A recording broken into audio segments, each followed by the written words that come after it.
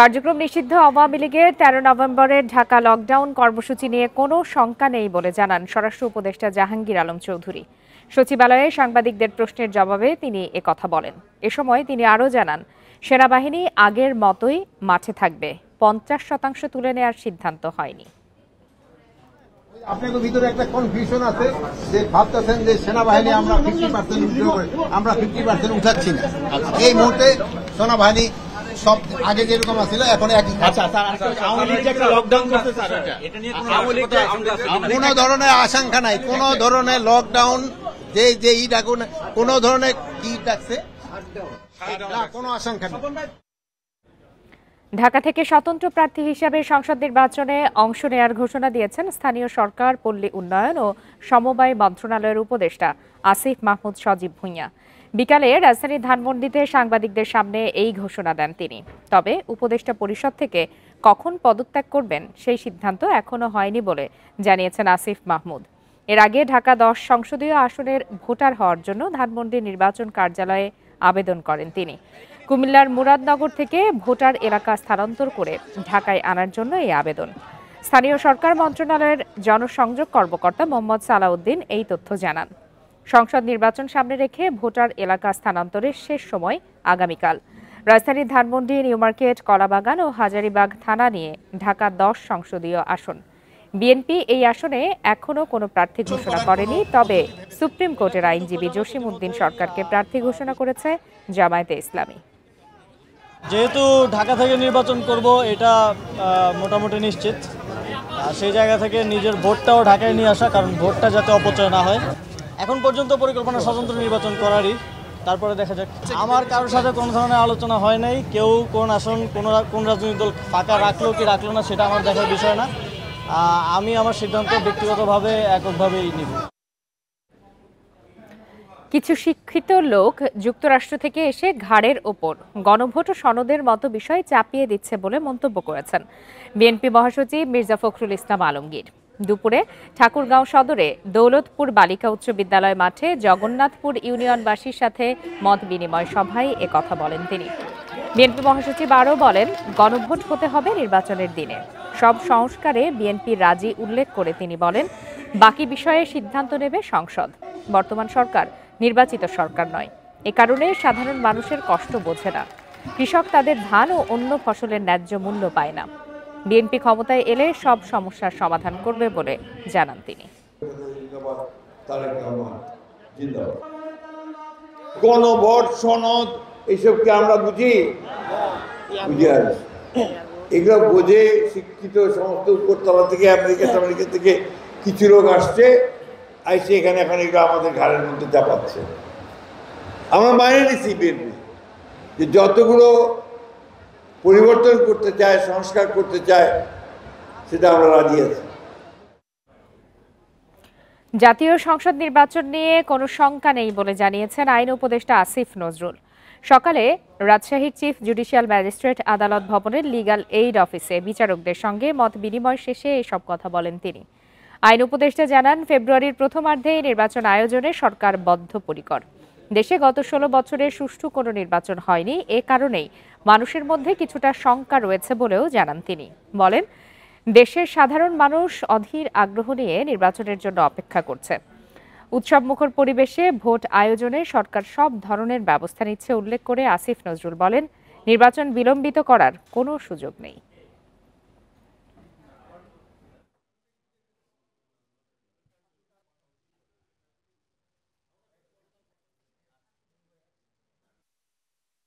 দৃঢ় কণ্ঠে বলতে চাই, আমরা সরকারের পক্ষ থেকে ফেব্রুয়ারির প্রথমার্ধে জাতীয় সংসদ নির্বাচন আয়োজন করার ব্যাপারে বদ্ধপরিকর।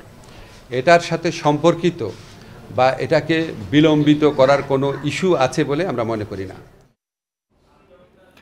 আমজনতা দলের সদস্য সচিব তারেক রহমানকে অনশন ভেঙে পুনর্বিবেচনার আবেদন দিতে বলেছে নির্বাচন কমিশন। রবিবার নির্বাচন ভবনে এক ব্রিফিংয়ে সাংবাদিকদের প্রশ্নের জবাবে একথা বলেন ইসি সচিব আখতার আহমেদ। এর আগে আমজনতা দলের তারেক রহমানের অনশনের সাথে সংহতি জানাতে এসে বিএনপি নেতা ইশরাক হোসেন ইসিকে রাজনৈতিক দলগুলোর নিবন্ধনের বিষয়ে পুনর্মূল্যায়নের আহ্বান জানান। নিবন্ধনের দাবিতে আমরণ অনশনে আমজনতা দলের সদস্য সচিব তারেক রহমান রবিবার আগারগাঁওয়ের নির্বাচন ভবনের সামনে তার সঙ্গে সাক্ষাৎ করেন বিএনপি নেতা ইশরাক হোসেন। বিষয়টি নিয়ে কথা বলেন ইসি সচিবের সাথে। পরে গণমাধ্যমকে ইশরাক জানান, বৈষম্যের শিকার জুলাই অভ্যুত্থানের সক্রিয় নেতা তারেক। আইনগতভাবে অযোগ্য হয়নি তার আমজনতার দল। ইসির তদন্ত নিয়ে অভিযোগ করে বিষয়টি খতিয়ে দেখার আহ্বান জানান ইশরাক। যে পর্যায়ে এটা তদন্ত করা হয় সেই কর্মকর্তার ব্যাপারেও কিছু অভিযোগ এসেছে বলে আমরা শুনেছি। তো যেটা আমি বলি 33টা 70টা থাকার কথা উপজেলা অফিস, 33টা পাওয়া গিয়েছে। ওনারা বলছেন যে বাকিগুলোতে তারা ভিজিটই করতে যান না এবং কর্মকর্তার সাথে যোগাযোগ করা হলে তিনি নানা টালবাহানা করেছেন। পরে তারেক রহমানের অনশন নিয়ে ইসি সচিব ও কয়েকজন কমিশনারের সাথে বৈঠক করে আমজনতার দল। ব্রিফিংয়ে সচিব জানান, নিবন্ধনের জন্য পুনর্বিবেচনার আবেদন করতেই পারে আমজনতার দল। অ্যাপিল করতে পারেন এবং ঘাটতি যেগুলো আছেন সেগুলো পূরণ করে দিতে পারেন। নিশ্চয়ই ওনারা সবিবেচনায় নেবেন এবং এই অনশন আমি আন্তরিকভাবে আবেদন করব যেন এই অনশন ভঙ্গ করে আমাদেরকে আইনগতভাবে জিনিসটা সুরাহার দিকে নিয়ে যাবেন। ইসি সচিব জানান, 18 নভেম্বর উদ্বোধন হবে প্রবাসী ভোটারদের জন্য অ্যাপ পোস্টাল ভোট বিডি। চূড়ান্ত ভোটার তালিকা প্রকাশ করব। সুলতানা জাহান মিতু, ইন্ডিপেন্ডেন্ট নিউজ, ঢাকা। ডেঙ্গুতে আক্রান্ত হয়ে 24 ঘন্টায় 6 জনের মৃত্যু হয়েছে। এ নিয়ে চলতি বছর এখন পর্যন্ত ডেঙ্গুতে মারা গেছেন 313 জন। এদিকে একই সময়ে ডেঙ্গু আক্রান্ত 1195 জন হাসপাতালে ভর্তি হয়েছেন। এর মধ্যে ঢাকা উত্তর সিটি কর্পোরেশনে 220 জন, ঢাকা দক্ষিণ সিটি কর্পোরেশনে 115 জন। রবিবার স্বাস্থ্য অধিদপ্তরের সংবাদ বিজ্ঞপ্তিতে এই তথ্য জানানো হয়। এতে বলা হয়, গত 24 ঘন্টায় মারা যাওয়া 6 জনের মধ্যে 2 জন ঢাকা উত্তর এবং 2 জন ঢাকা দক্ষিণ সিটি কর্পোরেশনের, আর বাকি 2 জন বরিশাল বিভাগের আক্রান্ত রোগী। স্বাস্থ্য অধিদপ্তরের তথ্য বলছে, ডেঙ্গুতে আক্রান্তের মধ্যে ঢাকা বিভাগে 278 জন, বরিশাল বিভাগে 155 জন, চট্টগ্রাম বিভাগে 132 জন, খুলনা বিভাগে 114 জন, ময়মনসিংহ বিভাগে 59 জন, রাজশাহী বিভাগে 113 জন ও সিলেট বিভাগে 9 জন রয়েছেন। জানুয়ারি থেকে এখন পর্যন্ত ডেঙ্গু আক্রান্ত হয়েছেন ৭৮,৫৪৩ জন। 10ম গ্রেডে বেতন সহ 3 দফা দাবিতে দ্বিতীয় দিনের মতো কেন্দ্রীয় শহীদ মিনারে অবস্থান কর্মসূচি পালন করেছেন সরকারি প্রাথমিক বিদ্যালয়ের সহকারী শিক্ষকরা। শনিবার শিক্ষকদের ওপর হামলার প্রতিবাদে সারা দেশের স্কুলে কর্মবিরতির ডাক দিয়েছেন তারা। অনেক প্রাথমিক বিদ্যালয়েই বন্ধ আছে পাঠদান। হামলার দায়ে প্রাথমিক ও গণশিক্ষা এবং স্বরাষ্ট্র উপদেষ্টার পদত্যাগ চান শিক্ষক নেতারা। বার্ষিক পরীক্ষা বর্জনেরও হুমকি দিয়েছেন তারা। দ্বিতীয় দিনের মতো কেন্দ্রীয় শহীদ মিনারে অবস্থান করছেন প্রাথমিক বিদ্যালয়ের সহকারী শিক্ষকরা।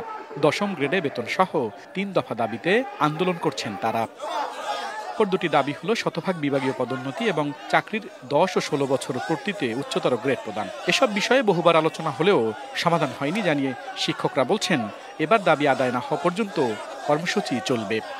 স্নাতক দ্বিতীয় বিভাগ সারা বাংলাদেশের সকল ডিপার্টমেন্টে যেখানে সমযোগ্যতা 10ম গ্রেড, আমরা সেই 10ম গ্রেড চাচ্ছি। সরকারকে প্রশাসনকে জানিয়েছি, আমরা বহুবার এসেছি, কিন্তু আমাদের কোনো দাবি, আমাদের টেবিল টক হয়েছে, অনেক আশ্বাস দিয়েছে, কিন্তু বাস্তবায়ন হয়নি।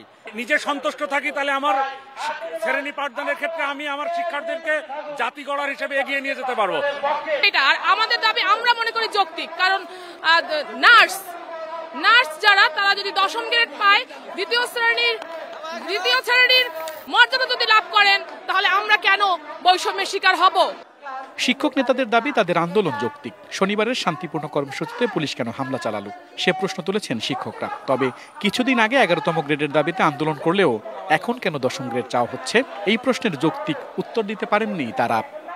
বিভিন্নভাবে আমরা অন্যান্য ডিপার্টমেন্টের তুলনায় বঞ্চিত এবং সেই বঞ্চনা থেকে মুক্তি পাওয়ার জন্যই আমরা এই আন্দোলন কর্মসূচিতে এসেছি।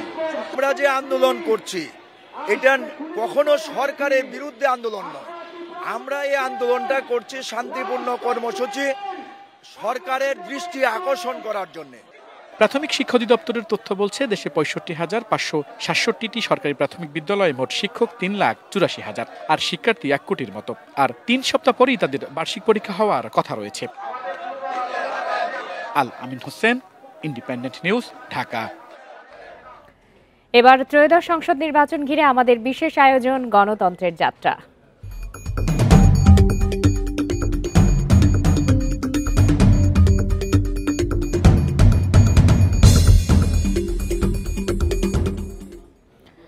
ত্রয়োদশ সংসদ নির্বাচনে ৩০০ আসনেই একক প্রার্থী দিতে পারে ইসলামী আন্দোলন বাংলাদেশ। তবে সমমনা দলগুলোর সঙ্গে সমঝোতার মাধ্যমে কিছু আসন ছাড় দিতে পারে দলটি। সুষ্ঠু নির্বাচন নিশ্চিতে জুলাই সনদ বাস্তবায়নের তাগিদ দিয়ে ইসলামী আন্দোলনের আমির সৈয়দ মোহাম্মদ রেজাউল করিম বলেন, সংসদ নির্বাচনের আগেই গণভোট চায় তার দল। বর্তমান প্রশাসনের অধীনে সুষ্ঠু নির্বাচন নিয়েও শঙ্কার কথা জানান তিনি। ১৯৯১ সালে চরমোনাই পীর সৈয়দ ফজলুল করিমের হাত ধরে গড়ে ওঠা ইসলামী শাসনতন্ত্র আন্দোলন নামের রাজনৈতিক দল তাদের নাম পরিবর্তন করে ইসলামী আন্দোলন বাংলাদেশ নামে ২০০৮ সালে নিবন্ধন পায়।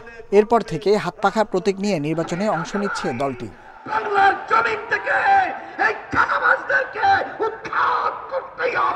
বিগত সময়ে রাজনৈতিক নানা আন্দোলনের সম্মুখ সারিতে ছিল ইসলামী আন্দোলন বাংলাদেশ। ফ্যাসিবাদ সরকার পতনের পর রাষ্ট্র গঠনে অংশ নিতে চায় দলটি। আগামী নির্বাচনে ৩০০ আসনেই একক প্রার্থী দিতে চায় ইসলামী আন্দোলন বাংলাদেশ। জোট গঠনের পরিকল্পনা না থাকলেও ইসলামী দলগুলোর সঙ্গে সমঝোতার আলোচনা চলছে, জানিয়েছেন দলটির আমির। জানান, জামায়াত ইসলামী সহ সমমনা দলগুলোর সঙ্গে কিছু বিষয়ে মতানৈক্য থাকলেও ভোটের ইস্যুতে তারা ঐক্যবদ্ধ।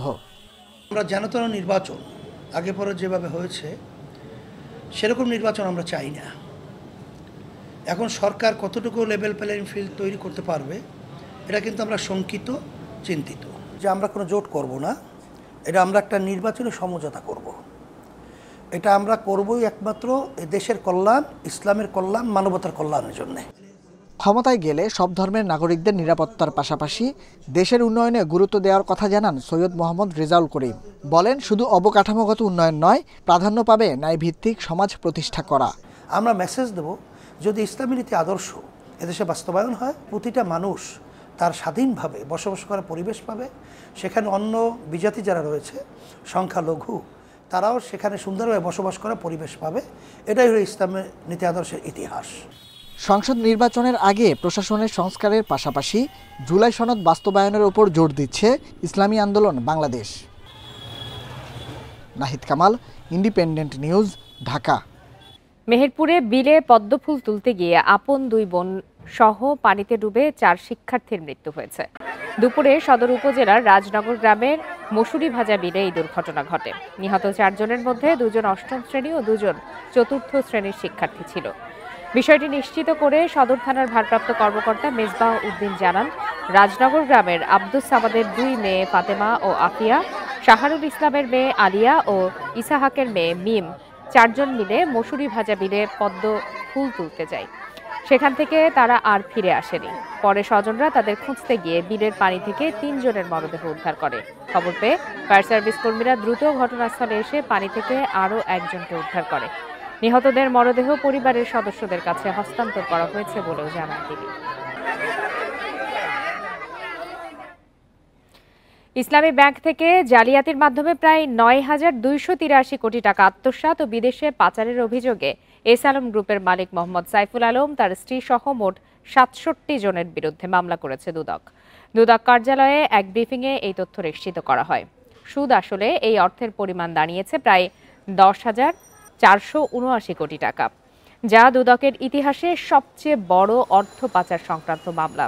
এজাহারে বলা হয়, এস আলম গ্রুপের মালিকানাধীন S Alam refined sugar, S Alam stills limited এবং এস আলম ট্রেডিং কোম্পানি লিমিটেডের নামে ঋণ নিয়ে এই অর্থ আত্মসাৎ ও সিঙ্গাপুরে পাচার করা হয়। এসব টাকা সরাতে একটি জালিয়াতি চক্র ইসলামী ব্যাংকের সফটওয়্যারে অনৈতিকভাবে প্রবেশ করে।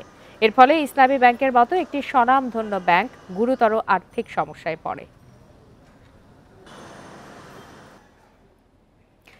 জনমত উপেক্ষা করে চট্টগ্রাম বন্দর বিদেশিদের কাছে ইজারা দেওয়ার সিদ্ধান্ত বন্ধ না হলে নভেম্বরের শেষ সপ্তাহে প্রধান উপদেষ্টার বাসভবন যমুনা ঘেরাওয়ের হুঁশিয়ারি দিয়েছে বাম গণতান্ত্রিক জোট।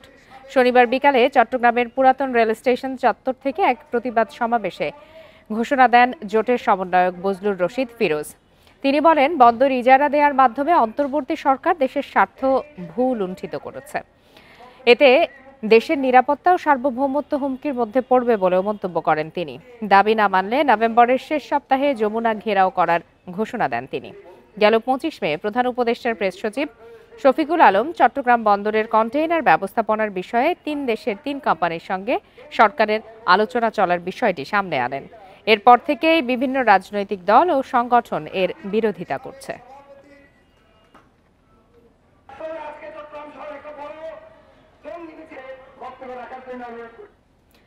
নির্বাচিত সরকারের সঙ্গে আলোচনা করে আন্তর্জাতিক মুদ্রা তহবিল IMF ঋণের 6ষ্ঠ কিস্তি ছাড় করবে বলে জানিয়েছেন অর্থ উপদেষ্টা।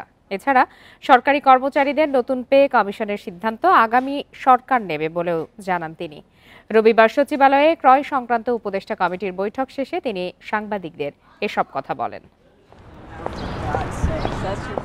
2023 সালে বাংলাদেশের জন্য $470 কোটি ঋণ অনুমোদন করে আন্তর্জাতিক মুদ্রা তহবিল IMF। কিন্তু গত জুনে চতুর্থ ও পঞ্চম কিস্তি অনুমোদনের মাধ্যমে মূল ঋণের পরিমাণ $80 কোটি বাড়িয়ে $550 কোটি করা হয়। 8 কিস্তিতে এ অর্থ পাওয়ার কথা রয়েছে।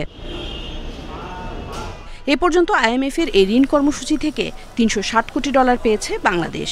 6ষ্ঠ কিস্তি অন্তর্বর্তী সরকারের আমলে পাওয়া যাবে কিনা সাংবাদিকদের এমন প্রশ্নের জবাবে অর্থ উপদেষ্টা বলেন, আগামী ফেব্রুয়ারিতে নতুন মিশন এলে নির্বাচিত সরকার কতটা ঋণ চায় তা নিয়ে আলোচনার পর অর্থ ছাড় হবে। ওরা বলেছে যে তোমাদের সার্বিক যে অর্থনৈতিক দিকটা আমরা অত্যন্ত হ্যাপি, যা যা করার চেষ্টা করছো তোমরা করেছো, এবং কিছু কিছু ওদের রিকমেন্ডেশন আছে যে রাজস্ব আয়টা বাড়াতে হবে। এটা আমরা তো একটা রিপোর্ট পাঠাচ্ছি, ওদের একটা টিম আসবে, একটা রিভিউ হবে, তারপর আমরা বলবো। এ সময় অর্থ উপদেষ্টা জানান, মূল্যস্ফীতি কিছুটা কমেছে। সরকারি কর্মচারীদের নতুন পে কমিশনের সিদ্ধান্ত আগামী সরকারই নেবে। আমার কাছে পাঠিয়েছে প্রপোজাল, এটাতে আমরা সার্বিকভাবে আমরা সমষ্টিগত ডিসিশন নেব। তারপর এটা আমাদের নিজস্ব আইন, আমাদের নিজস্ব কনস্টিটিউশন, নিজস্ব ওইভাবে আমরা এসে করে নেব। আগামী সরকারকে IMF-এর ঋণ সংস্কারের শর্তসহ সব বিষয়ে একটি পূর্ণাঙ্গ ধারণা তৈরি করে দেওয়া হবে বলেও জানান উপদেষ্টা। উমনাহার আজমি, ইন্ডিপেন্ডেন্ট নিউজ, ঢাকা। শেষ করছি আজকের সংবাদ সন্ধ্যা। ধন্যবাদ সবাইকে।